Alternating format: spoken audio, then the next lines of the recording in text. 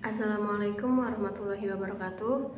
Perkenalkan, nama saya Lailatul Badriah dengan NIM 2312400049. Di sini saya akan menceritakan kisah Sunan Giri. Asal-usul Sunan Giri. Ayahnya yang bernama Syekh Maulana Ishaq memiliki ketertarikan untuk melakukan penyebaran agama Islam di daerah Jawa Timur. Kemudian, beliau pergi menemui Sunan Ampel yang masih ada hubungan darah dengannya. Sunan Ampel pun memberi saran kepada Syekh Maulana Ishaq untuk melakukan penyebaran ajaran agama Islam di daerah Blambangan yang ada di Banyuwangi. Kemudian, Syekh Maulana Ishaq pun pergi ke Banyuwangi. Setibanya di sana, ternyata masyarakat sekitar Blambangan sedang terjangkit wabah penyakit yang tak kunjung sembuh. Hal itu pun dirasakan oleh putri raja Blambangan. Kemudian, sang raja pun membuat sayembara yang isinya, barang siapa yang dapat menyembuhkan penyakit putrinya, jika ia seorang laki-laki, maka akan dinikahkan dengan putrinya.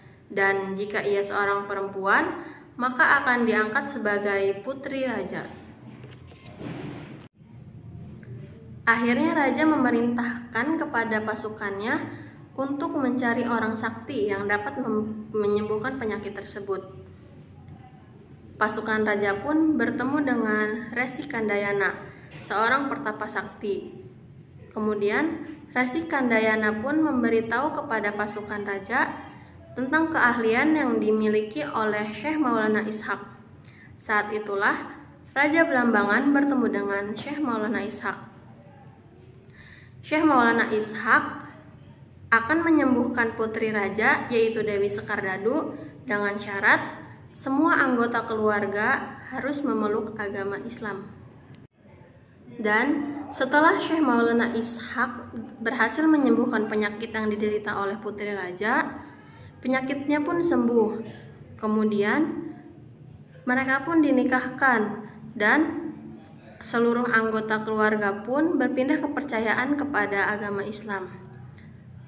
Namun sang raja merasa berat hati untuk masuk Islam. Dia merasa iri hati dengan kesuksesan yang telah dicapai oleh Syekh Maulana Ishaq yang telah mengislamkan masyarakatnya. Akhirnya sang raja pun mengutus pasukannya untuk menghalangi dakwah Syekh Maulana Ishaq dan mencoba untuk membunuhnya. Alhasil, Syekh Maulana Ishaq pun tidak nyaman berada di situ dan memilih kembali ke Pasai di Aceh. Setelah kepergian beliau kembali ke Pasai, ternyata istrinya tuh Dewi Sekardadu yang sedang mengandung bayinya. Dan setelah bayi tersebut lahir, Raja Blambangan memerintahkan untuk membunuh bayi tersebut dengan menghanyutkan di Bali. Setelah lama terkatung-katung di samudra luas, bayi tersebut ditemukan oleh kapal saudagar kaya dari Gresik, yaitu Nyai Ageng Pinatih. Nyai Ageng Pinatih adalah seorang saudagar wanita yang tidak mempunyai anak. Akhirnya, bayi tersebut diangkat menjadi anaknya dan diberi nama Joko Samudro. Singkat cerita, saat Joko Samudro berusia 7 tahun, Nyai Ageng Pinatih menitipkan beliau di pondok pesantren Sunan Ampel yang ada di Surabaya. Hal ini bertujuan agar beliau dapat belajar tentang ajaran agama Islam. Selama bertahun-tahun, beliau belajar agama Islam di pesantren Sunan Ampel. Bagi Sunan Ampel, Joko Samudro adalah murid yang cerdas. Bahkan, beliau diberi gelar Maulana Ainul Yakin oleh Sunan Ampel. Suatu hari, ketika Sunan Ampel habis mengerjakan sholat tahajud, ia melihat cahaya yang keluar sangat terang dari salah satu muridnya. Karena tidak bisa melihat wajahnya dengan jelas, maka diikatnya sarung putih tersebut. Keesokan harinya, Sunan Ampel bertanya kepada seluruh muridnya, siapa yang memiliki ikatan kecil di sarungnya. Kemudian, Djoko Samudro pun maju dan menunjukkan ikatan yang ada di sarungnya. Dengan melihat ikatan sarungnya tersebut, maka Sunan Ampel tahu kalau Djoko Samudro adalah bukan anak yang sembarangan. Maka Djoko Samudro diajak menemui ibu angkatnya di Gresik. Sesampai di Gresik, Sunan Ampel menanyakan siapa sebenarnya Djoko Samudro kepada Nyi Ageng Pinatih.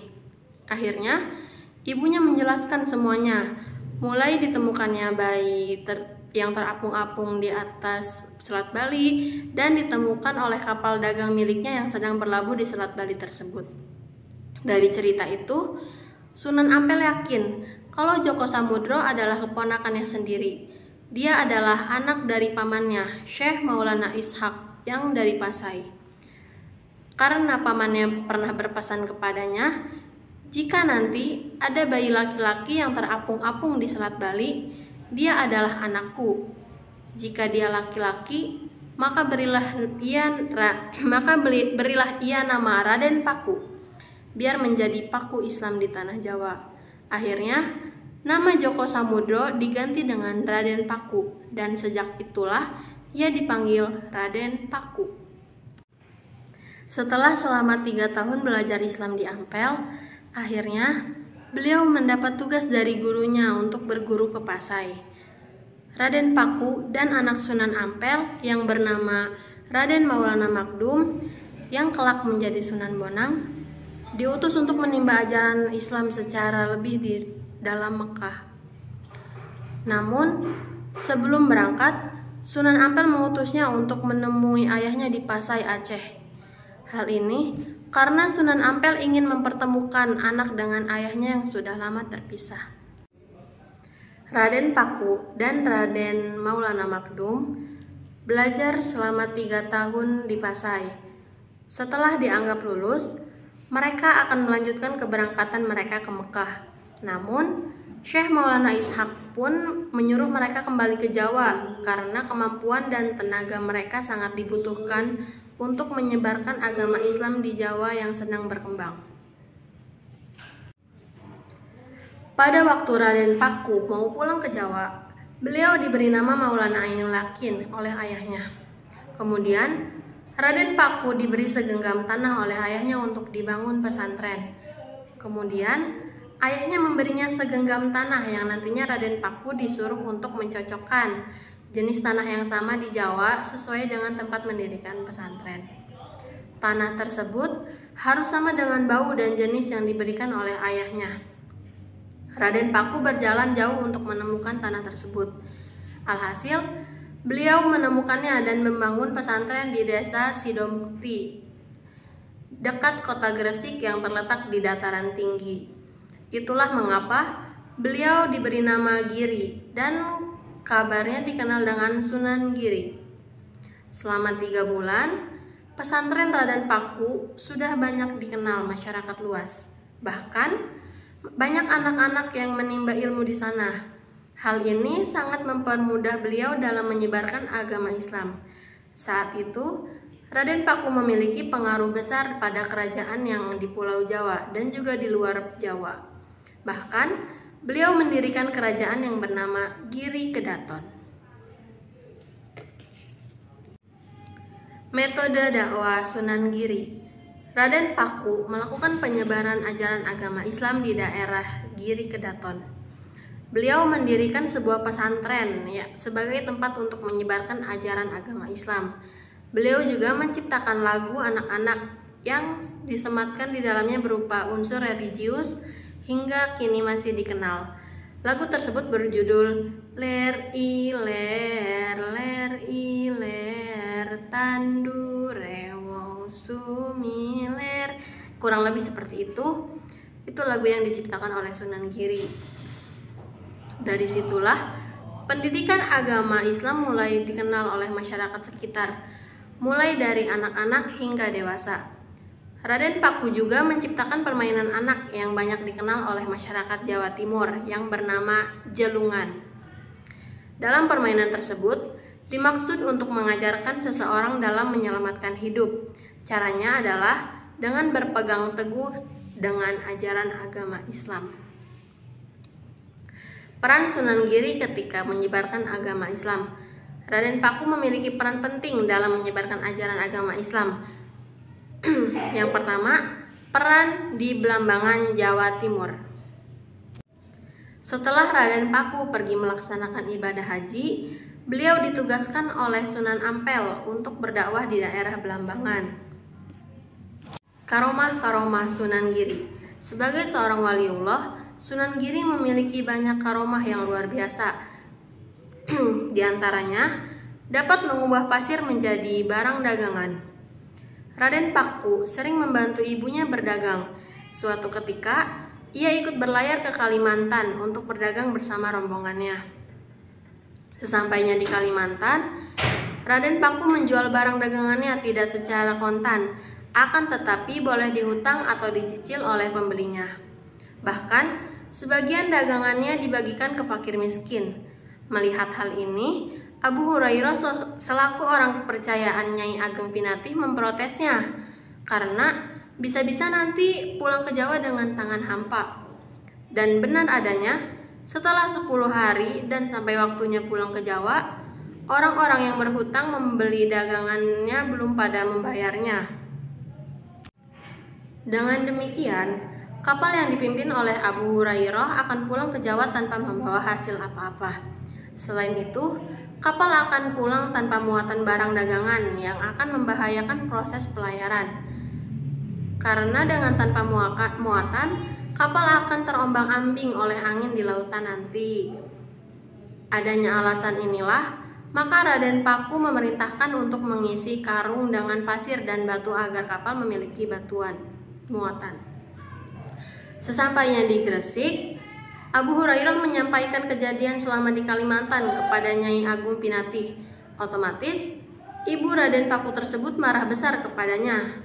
Namun, Raden Paku tetap tenang dan meminta ibunya dan Abu Hurairah untuk mengecek ke kapal. Dan betapa terkejutnya Nyai Ageng Pinatih dan Abu Hurairah setelah mengecek kapal dan melihat apa yang ada di kapal. Bawaan kapal yang sebelumnya dibawa dari Kalimantan adalah batu dan pasir, telah berubah menjadi barang dagangan dari Kalimantan seperti damar dan rotan. Dengan kejadian ini, Nyai Agung Pinatih semakin sadar kalau anak angkatnya ini memiliki karomah yang luar biasa, dan sejak itu ia semakin rajin belajar agama Islam.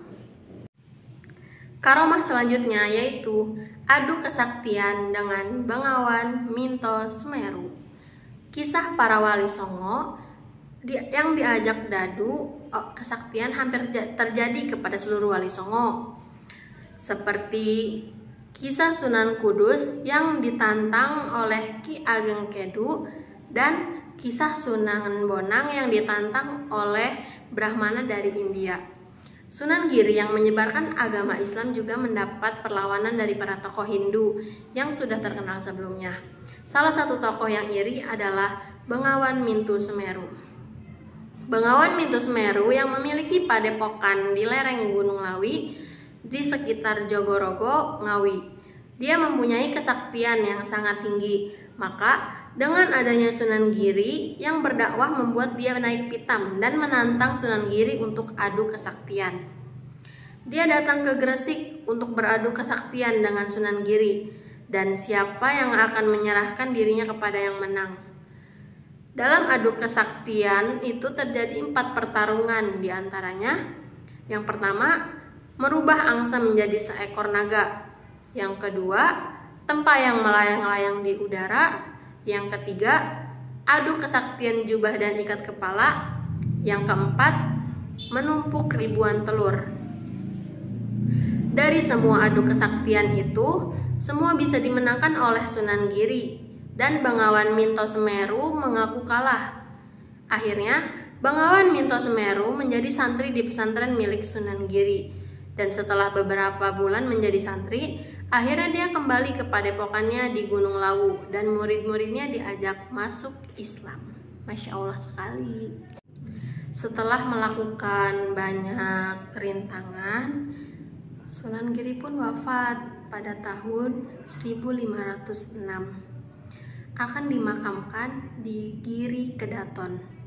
Hingga saat ini, makamnya masih menjadi tempat yang ramai dikunjungi oleh peziarah dari berbagai daerah. Sunan Giri meninggalkan banyak warisan bagi bangsa Indonesia. Ajaran-ajarannya tentang Islam yang toleran dan penuh kasih sayang masih relevan hingga saat ini. Ia juga meninggalkan berbagai karya tulis tentang agama dan tasawuf. Kisah Sunan Giri merupakan kisah inspiratif tentang seorang pemimpin yang bijaksana dan beriman. Ia telah menunjukkan kepada kita bahwa dengan kegigihan, ketekunan, dan kasih sayang, kita dapat mencapai kesuksesan dan memberikan manfaat bagi orang lain. Mungkin cukup sekian dari saya, kurang dan lebihnya saya mohon maaf. Wabillahi taufik wal hidayah. Wassalamualaikum warahmatullahi wabarakatuh.